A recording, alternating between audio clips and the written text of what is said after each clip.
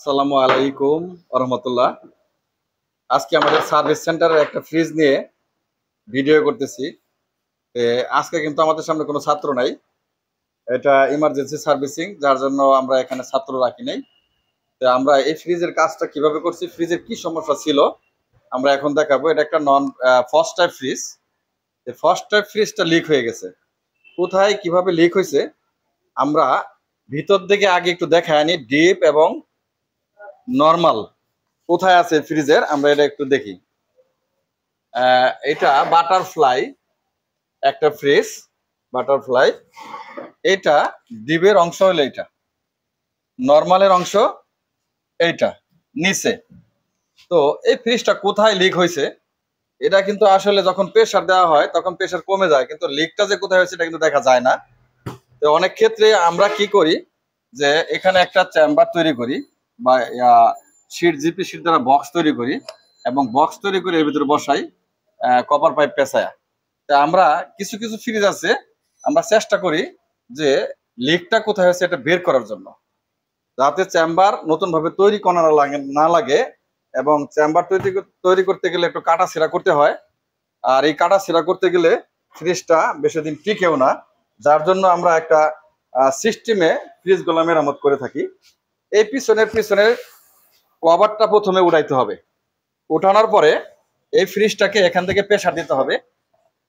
আমরা এখন মিটার খুলে নিয়েছি, প্রেসার দেওয়া ছিল, আমরা প্রেসার দিছি, আপনারাও প্রেসার দিবেন। প্রেসার দেওয়ার পরে এক পর্যায়ে আপনার এই কক্সেটের কোন জায়গায় সন্দেহ সেটা মার্ক করতে হবে। সন্দেহটা হচ্ছে আপনি দেখবেন যে কক্সেটের কোথাও কোথাও ভিজা অংশ থাকবে এবং কিছু কিছু মানে বাতাস বের হবে। সন্দেহ হলে সেখানে একটু কাটতে হবে। তা আমরা প্রথমে ভাবছিলাম যে এই দিকে হয়তো ইকোমোলেটারের কাছে কোনো সমস্যা আছে, এটা হলো একটা ইকোমোলেটার। তো আমরা দেখলাম যে ইকোমোলেটারের কাছে কোনো সমস্যা নাই, এই ডিপের অংশের এইটুকুর মধ্যে কোনো সমস্যা নাই। সমস্যা যেটা পাইছি সেখানে হলো একদম সাকশন লাইনের লাস্ট মাথায়, সাকশন লাইনের, অর্থাৎ ডিপের কোথাও নর্মালের কোথাও লিক নাই। লিকটা হয়েছে কোথায়, ইকোমোলার থেকে বের হয়ে সাকশন লাইন যেটা এই যে কম প্রেসারে যেটা আসছে এই পাইপটার মাঝখানে ছিদ্র হয়ে গেছে। তো মাঝখানে ছিদ্র হয়ে গেছে, এটাকে আমরা কি করছি ওই মাঝখান থেকে অ্যালুমিনিয়াম, যেহেতু এটা অ্যালুমিনিয়ামের একটা ইভাপোরেটর, মাঝখান থেকে আমরা পাইপ কেটে দিছি। ইচ্ছা করলে এটা সম্পূর্ণটাই নতুন দেওয়া যাইতো। তা আমরা কেটে দেওয়ার পরে এটা কিন্তু এই যে এই জায়গায় ঝালাই দিছি aluminium plus copper, aluminium plus copper আমরা ঝালাই দিছি অ্যালুমিনিয়াম লিড দ্বারা। আমরা এখানে দুইটা ঝালাই করছি, যে এখানে আরেকটা ঝালাই। অর্থাৎ অ্যালুমিনিয়ামের সাথে যদি আপনি অ্যালুমিনিয়াম ঝালাই করতে যান তাহলে অনেক সময় ভালো ঝালাই হবে না। যার জন্য অ্যালুমিনিয়াম যেই জায়গায় লিক করবে তার মাঝখানে কেটে ফেলতে হবে এবং দুই সাইডে কপার পাইপ দ্বারা সুইজিং করে ঢুকাইয়া দেয়া, তারপরে আপনার অ্যালুমিনিয়াম লিড দ্বারা ঝালাই করে দিবেন। সুন্দর ঝালাই হবে, এখানে লিক করবে না। তবে ঝালাই অবশ্যই পারদর্শী হইতে হবে। তো আমরা এটা ঝালাই করার পরে প্রেসার দিয়ে রাখলাম, দেখা গেল যে এই জায়গায় লিক ছিল, আর কোথাও সমস্যা নাই। তো আমরা নিশ্চিত আর কোথাও লিক নাই, এই ফ্রিজটা এখন চলবে। তার কারণ এর আগে আমরা অনেক ফ্রিজ এভাবে মেরামত করে দিছি। এভাবে মেরামত করলে অক্ষত থাকে, ফ্রিজের ভিতরে কোনো কাটাকুটি হয় না, ইভাপোরেটরটা ভালো থাকে। আর এই দিক দিয়ে আমরা এখন ফোম দিয়ে দিব। ফোম, এই যে ফোম আছে, এই ফোম গুলো আমরা স্প্রে করে এটা ভরাট করে দেব এবং পিছনে শীট লাগায় সমান করে দিব। এই ফ্রিজটা অক্ষত থাকবে এবং সুন্দর দেখাবে। তবে আমরা যেমন এই যে ডিবের অংশে আমরা যে ইভাপোরেটর তৈরি করি, যেগুলা লাইট জ্বলাতে হবে, আমরা যদি এই ইভাপোরেটর তৈরি করি তাহলে কিন্তু এইখান থেকে প্লাস্টিকটা কাটা লাগে।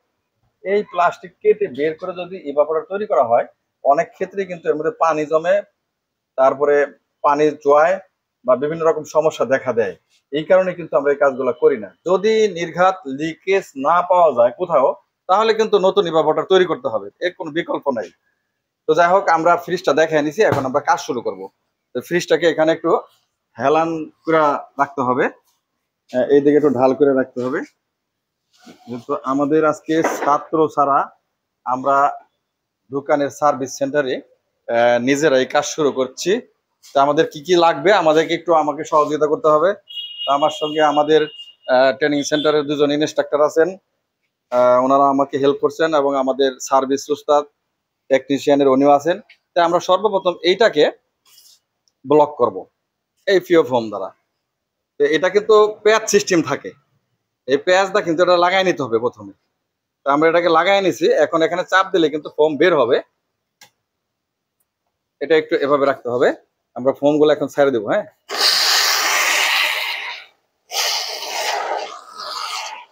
আমরা এইভাবে ফোম দিয়ে দিব। ফোম দেওয়ার পর এটাকে একটু ভরাট করতে হবে। হ্যাঁ, এখন এটাকে চাপ দিতে হবে, এভাবে চাপ। এভাবে চাপ দিয়ে দিলে হবে, চাপ দিয়ে দিলে, হ্যাঁ চাপটা সমান করে দিতে হবে। আমি ফোন দেই।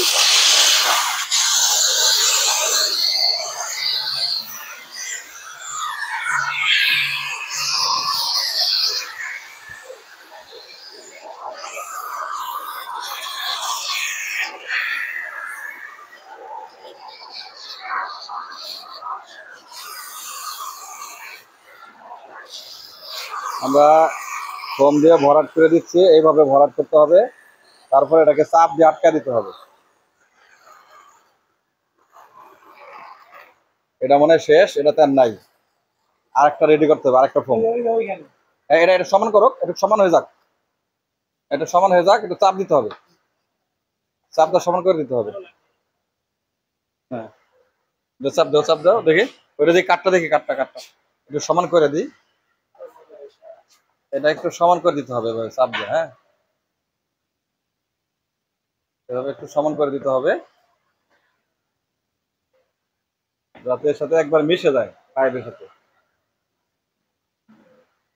আমরা আমরা এই যে সমান করে দিলাম, তারপর এটা শুকায় যাবে একদম।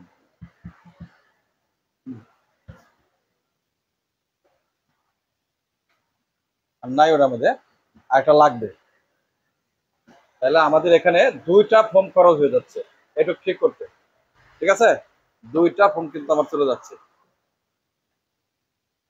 হুম, এটা এটা রাখতে হবে। লাগানো হয়েছে? কি হয়েছে, খুলে ফেললেন কেন? এটা তো পুরাতনটা। হ্যাঁ, আমরা এই যে নতুনটার মধ্যে এভাবে কিন্তু প্যাচটা লাগাই নিতে হবে, এই যেভাবে প্যাচ।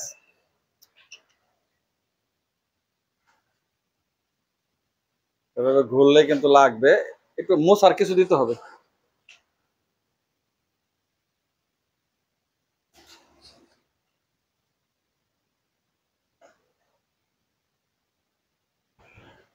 হুম, আমরা আবার শুরু করলাম।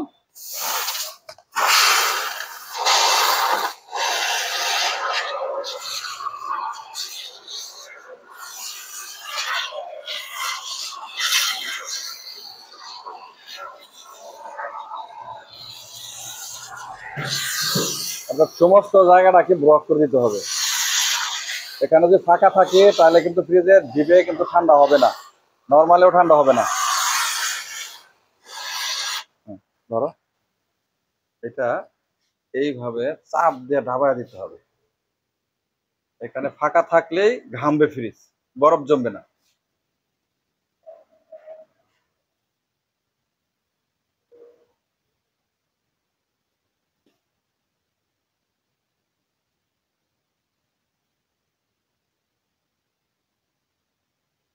জামায় ভরছে?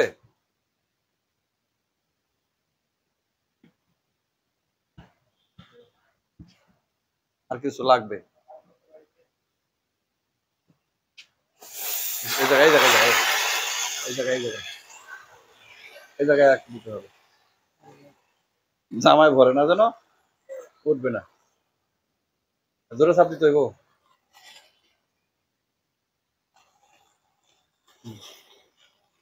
এদিক দিয়ে, এদিক দিয়ে একটু। আচ্ছা আচ্ছা আচ্ছা, সমান করে দিই, পরে যেখানে লাগে দিব, পরে যেখানে লাগে সেখানে দেবো।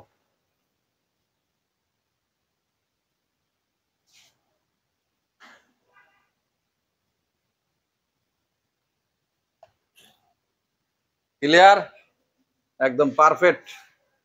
আরো আছে?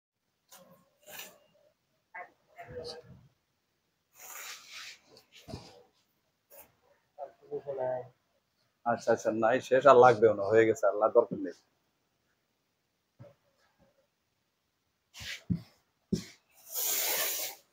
হ্যাঁ, আস্তে আস্তে, আর দেওয়া লাগবে না, আর দেওয়া লাগবে না, আর দেওয়া লাগবে না।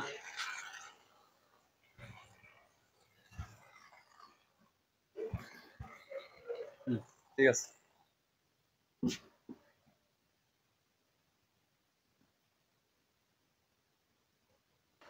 আমরা এখন এই ফোম গুলাকে পেপার দিয়ে আটকা দিতেছি, চাপটা সমান করে দেওয়ার জন্য। হ্যাঁ, আরেকটা দাও।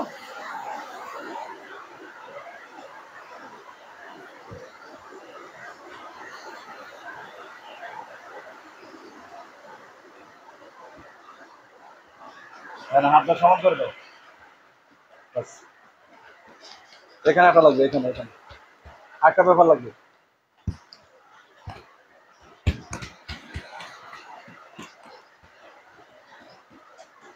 এই জায়গায় একটা।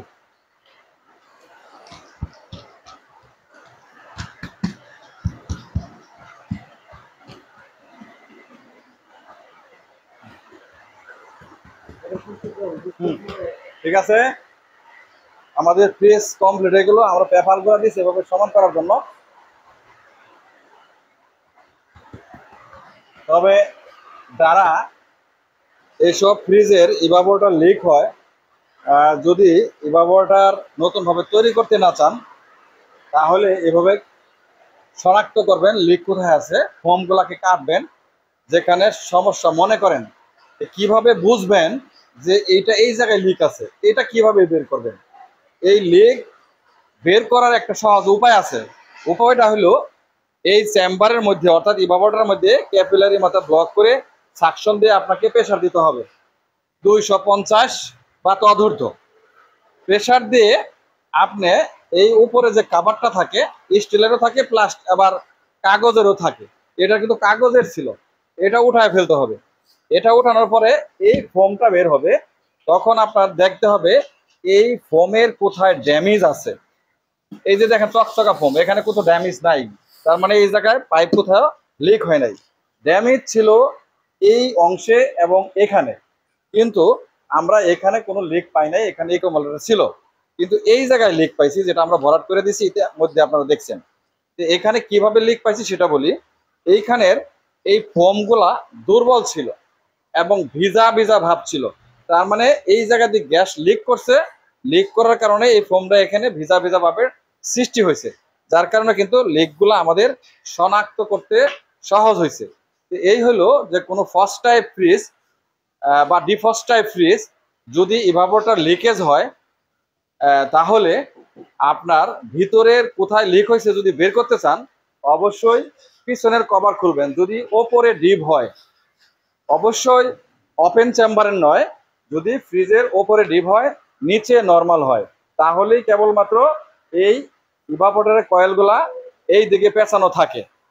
এইখানে যেখানে দুর্বল পাবেন, এই দুর্বল জায়গার অংশ থেকে আপনাকে শনাক্ত করে লিক বের করতে হবে এবং লিক বের করে এইভাবে ঝালাই দিয়ে সুন্দর করে লিক পরীক্ষা করে পিও ফোম দ্বারা আটকায় দিবেন। আপনার ফ্রিজটা দেখবেন যে ভালো চলবে এবং সার্ভিস ভালো দিবে এবং কাটাকুটিও থাকবে না, দেখতেও সুন্দর লাগবে। তবে আমাদের এই ভিডিওটি যদি আপনাদের ভালো লাগে, কাজে লাগে, নতুন যারা কাজ শিখছেন, তাহলে অবশ্যই আমাদের চ্যানেলটিকে সাবস্ক্রাইব করবেন। আমাদের দুইটা চ্যানেল, প্র্যাকটিক্যাল ইঞ্জিনিয়ারিং ইনস্টিটিউট আর হলো প্র্যাকটিক্যাল টেকনিক্যাল ট্রেনিং সেন্টার। আসসালামু আলাইকুম ওয়া রাহমাতুল্লাহি ওয়া বারাকাতুহু।